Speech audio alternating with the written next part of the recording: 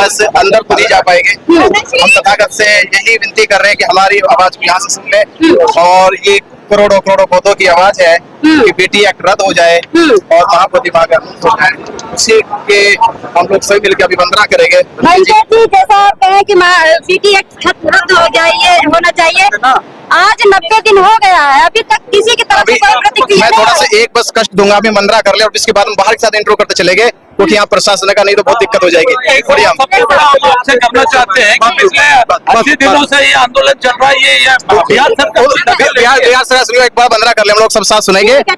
नमो तस्से भगवतो अरहतो सम्मा संबुद्धस्से, नमो तस्से भगवतो अरहतो सम्मा संबुद्धस्से, नमो तस्से भगवतो अरहतो सम्मा संबुद्धस्से।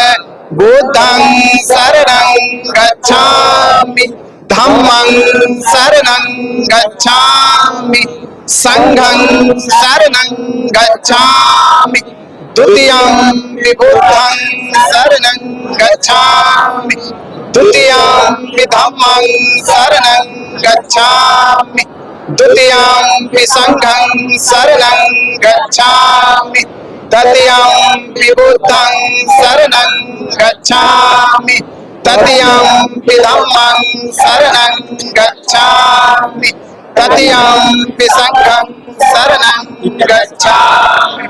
इति भगवान् सम्मा संबुद्धो विचार संपन्नो सुगतो लोकविदु अनुत्तरो पुरुष धम्म सारथि सत्ता देव मनुष्य बुद्धो भगवती बुद्धो भगवता धम्म संदीपिको